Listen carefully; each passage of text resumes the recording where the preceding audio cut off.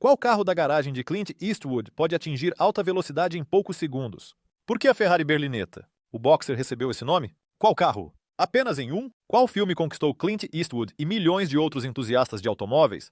As respostas para todas essas perguntas você encontrará no meu vídeo. Hoje vou contar a vocês sobre os carros que em algum momento conquistaram o coração de Clint Eastwood. Imagine, lá fora, início dos anos 90 e você é um americano bem-sucedido. E você comprou um carro esportivo como um Chevrolet Corvette ou uma Ferrari italiana de motor central? E lá está você, rápido, ágil e elegante, parado no semáforo e ao seu lado está uma picape comum. O motorista da picape desafia você para um duelo para ver quem é mais rápido. Mas você já sabe quem é o mais rápido aqui e você aceita. A corrida está prestes a começar, os motores já rugiram, o semáforo dá o sinal de partida e, de repente, seu oponente não arranca, mas simplesmente desaparece do lugar, deixando apenas poeira para trás. O que você pensa agora sobre caminhonetes? Ninguém sabe ao certo quantos proprietários de carros velozes tiveram que procurar ajuda psicológica após corridas tão humilhantes, mas certamente não foram poucos. Afinal, essa picape não era uma fantasia de um tuner solitário e louco, mas sim um produto de fábrica em série. É importante entender que isso aconteceu em uma época em que nem mesmo os crossovers comuns existiam. Os carros esportivos eram uma categoria à parte, os automóveis de passeio eram outra, e os utilitários esportivos eram o antônimo do próprio conceito de velocidade. E tudo isso é o GMC Typhoon. Este veículo pode ser considerado o avô de todos os super crossovers modernos. Para aquela época, suas características eram simplesmente incríveis. 280 cavalos de potência, 475 Nm de torque, que através de uma transmissão automática de 4 marchas do Corvette eram direcionados para ambos os eixos motrizes. Foi graças à tração integral que o Typhoon obteve uma dinâmica tão sensacional. No documento estava escrito algo inacreditável. Em 4,7 segundos, o carro acelerava até 60 milhas por hora. Além disso, o Typhoon podia percorrer um quarto de milha em 13,7 segundos. As medições reais da revista Car and Driver eram um pouco diferentes, 5,3 segundos e 14,1 segundos, respectivamente. Mas isso ainda era mais rápido do que o Ferrari 348 TS, que na época era comparado com o Typhoon, sem esquecer a enorme diferença. No preço, o carro esportivo italiano custava $122 mil, enquanto a picape americana apenas $29 mil. E ainda assim, o Typhoon acelerava muito mais rápido. Ferrari. Lind mencionou em uma entrevista que ainda dirige o Typhoon. E isso não é surpreendente. Mesmo nos dias de hoje, o carro parece ótimo e pode impressionar muitos, talvez não pela velocidade, mas pelo arranque fenomenal. Atualmente, o preço do Typhoon ultrapassa $170 mil. Apesar de que, na sua época, este carro não alcançou grande popularidade e foi descontinuado. Um ano após o lançamento do primeiro modelo, ele relutou em produzir um carro com motor central, acreditando que seria muito difícil de dirigir para motoristas inexperientes, apenas se convencendo da segurança e eficácia dessa configuração com base nos esportivos de 6 cilindros Dino. Ele concordou com o desenvolvimento de um carro de 12 cilindros com uma construção semelhante. Assim surgiu o Ferrari 360 GT4, Berlinetta Boxer. O funcionamento do motor deste carro lembrava uma luta entre dois boxeadores. Daí veio o nome. A potência do Ferrari 365 GT4 Berlinetta Boxer era de 380 cavalos de potência, e o torque atingia 480 Nm. Além disso, o motor plano proporcionava ao carro um centro de gravidade baixo e permitia colocar a caixa de câmbio manual de 5 marchas abaixo dele. Em um bloco com o eixo traseiro motriz, as caixas pretas dos filtros de ar sobressaíam acima da tampa do compartimento do motor. O Ferrari Berlinetta Boxer estabeleceu a base do estilo característico da marca para as 2 décadas seguintes. Semelhante a cordas de violino, a grade de alumínio do radiador estava embutida no para-choque dianteiro e escondia atrás de si luzes retangulares. Farol alto. Os faróis duplos redondos retráteis estavam localizados acima dos indicadores âmbar, no mesmo nível da grade de ventilação prateada. E na parte traseira havia 3 lanternas redondas dispostas em uma única linha, de cada lado.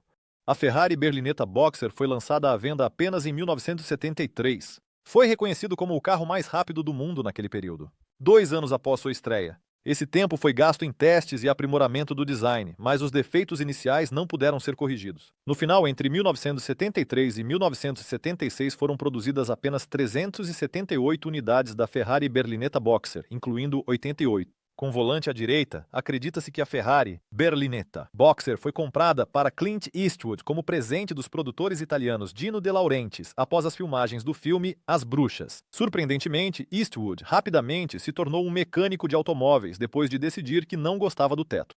O ator o removeu em 1978 e manteve o carro em estado novo até vendê-lo por volta dos anos 80. Atualmente, o preço da Ferrari é de 360 mil rublos. A GT4.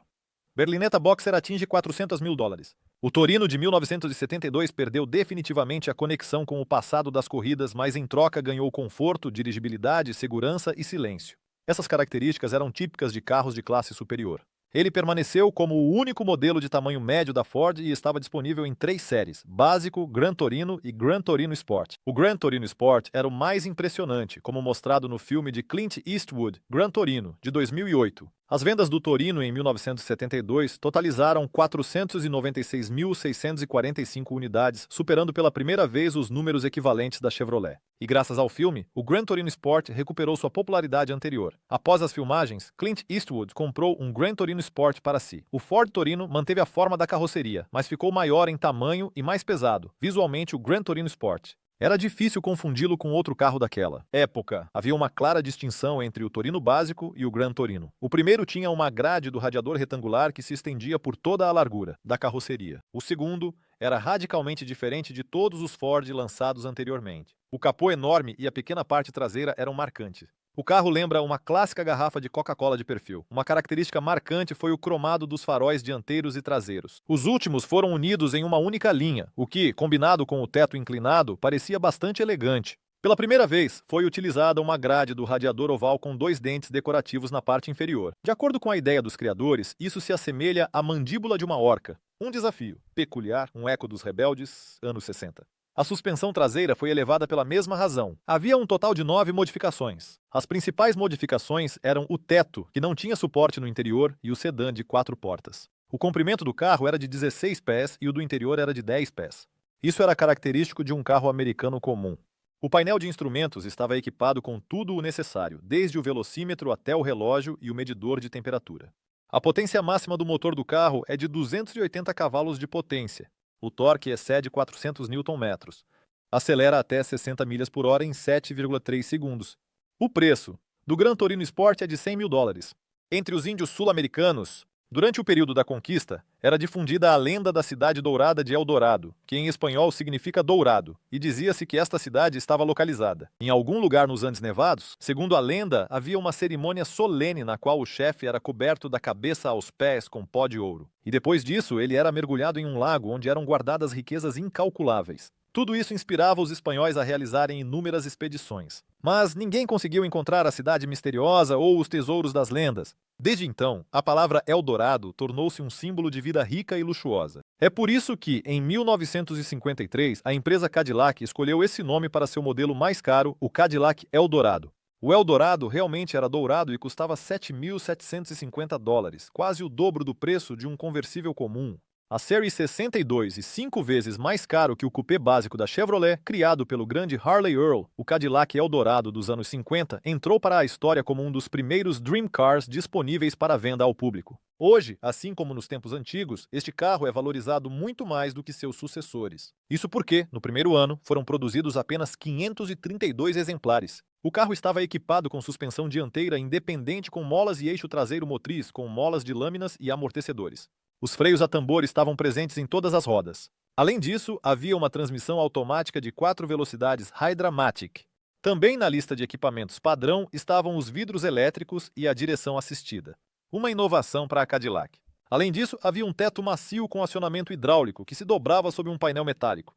Isso adicionava mais de 220 libras de peso extra, o que afetava significativamente a dinâmica e o consumo de combustível. O Cadillac Eldorado Convertible impressionava com seu design luxuoso e era anunciado como o carro mais emocionante de todos os já criados. Assim como na série EU62, o design exterior usava bastante cromo. Destacavam-se os para-choques imponentes com longas balas presas no topo. Dagmar. As características distintivas do Eldorado eram as linhas superiores das portas cortadas, o para-brisa panorâmico e as rodas raiadas com aros de pneus brancos.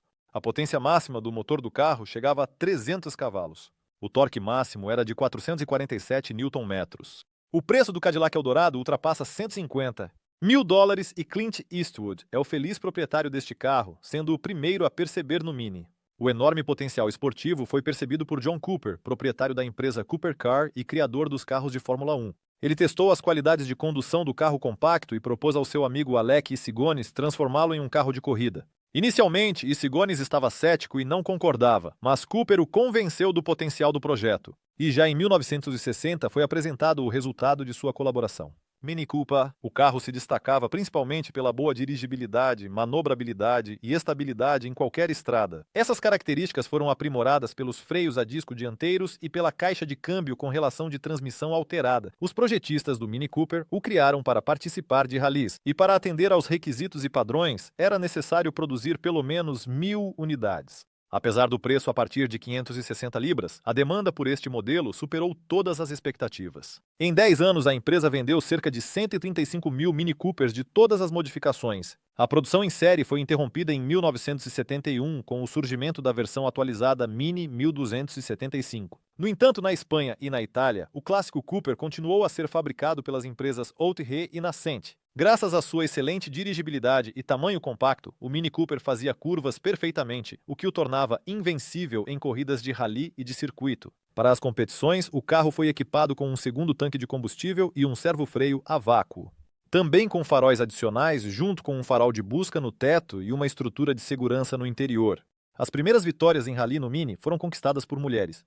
Patrícia Azan no Rally de Genebra em 1960 e depois Pat Moss e Ann Wisdom no Rally Feminino de Monte Carlo, 1962. As conquistas mais famosas do Mini Cooper. Primeiros lugares no Rally de Monte Carlo em 1964, 1965 e 1967. Essas vitórias foram conquistadas por Paddy Hopkirk, Timo Mäkinen e Rauno Aaltonen, respectivamente. Ao mesmo tempo, a potência máxima do motor do carro era de 75 cavalos de potência e o torque máximo era de 107 Nm. A velocidade do Morris Minor Cooper S era de 99 milhas por hora.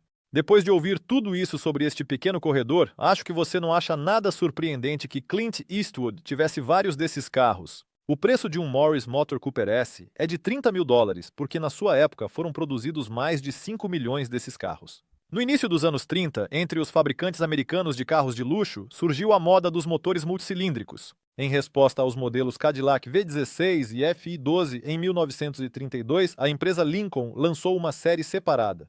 Os carros dessa série estavam equipados com um motor de válvulas laterais L-Head V de 7,3 litros, 12 com potência de 150 cavalos. O carro com o antigo motor VA8, cuja potência foi aumentada para 125 cavalos. Agora era chamado de Lincoln KA e tinha uma curta distância entre eixos de 136 polegadas. Ambas as séries neste ano receberam uma grade do radiador mais arredondada e rodas raiadas de 18 polegadas. Além disso, um reforço de freio Bendix Duo Servo, aberturas de ventilação nas laterais do capô em vez de grades e luzes de posição nos paralamas dianteiros. Carrocerias de design exclusivo de 7 tipos foram fabricadas pela empresa Marui para ambos os modelos. Com mais frequência, o Lincoln K tinha paralamas pretos e um emblema vermelho na grade do radiador, enquanto o Lincoln KB era pintado em 2 tons de uma mesma cor e tinha um emblema azul. O sedã universal Lincoln K custava $3.200, enquanto o preço do Lincoln KB variava de $4.300 a $7.200, dependendo da carroceria. As carrocerias da empresa ofereciam 24 estilos diferentes, com cada ateliê geralmente se especializando em seu tipo de carroceria.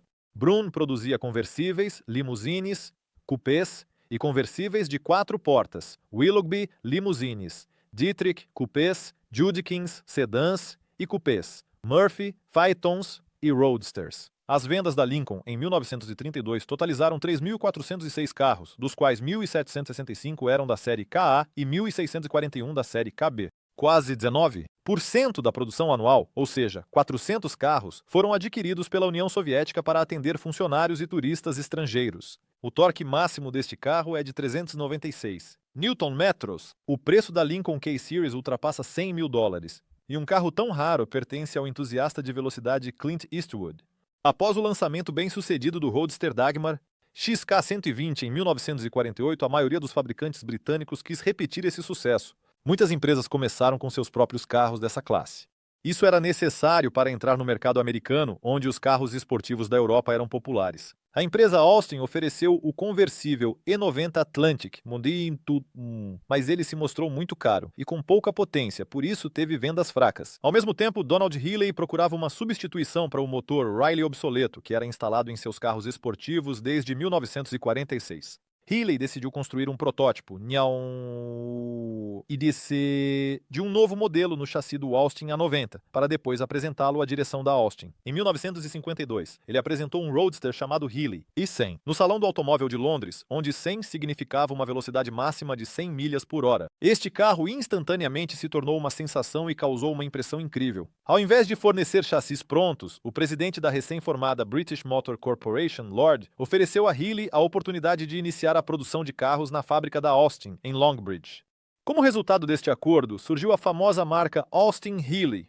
A base do carro era uma estrutura de aço em forma de escada com elementos longitudinais de seção retangular fechada. A suspensão dianteira era independente com molas helicoidais e braços transversais, enquanto a traseira era rígida. Eixo em molas semi-elípticas. O carro vinha equipado com rodas raiadas e freios a tambor hidráulicos Girling. Na frente e atrás, no geral, o chassi do carro foi herdado da Austin. O motor Austin de 4 cilindros em linha, com 90 cavalos de potência, desenvolvia 90 cavalos de força. Isso era suficiente para acelerar o Roadster de quase 2.000 libras até 105 milhas por hora. A transmissão no Austin Healey 100 foi ligeiramente modificada. A caixa de câmbio manual de 4 marchas foi transformada em uma de 3 marchas, mas o overdrive nas segunda e terceira marchas a tornava efetivamente uma de 5 marchas, e a carroceria conversível de 2 lugares era fabricada pela empresa John. Ela tinha uma baixa altura do solo e paralamas traseiros salientes, além de um para-brisa dobrável e uma grade do radiador em forma de losango com barras verticais. O teto de lona era levantado manualmente. Para isso, eram necessárias 2 pessoas. E isso levava pelo menos 10 minutos. Sob encomenda, o carro podia ser equipado com um teto rígido removível. O Austin Hill vendeu muito bem. No total, de 1953 a 1956, foram produzidas mais de 14.500 unidades da série 100. Os últimos modelos de carros esportivos, Austin, adquiriram status de culto nos anos 50, quando Clint Eastwood e Steve McQueen compraram. Um modelo cada um. O preço de um carro desses agora é superior a $150 mil. Hoje eu falei apenas sobre alguns carros da coleção de Clint Eastwood. Em sua garagem há muitos outros carros rápidos e raros, e cada um deles não é apenas um meio de transporte, mas uma era inteira, refletindo o espírito do tempo e as conquistas da engenharia. Não se esqueça de se inscrever no nosso canal e deixar comentários. Nos vemos no próximo episódio.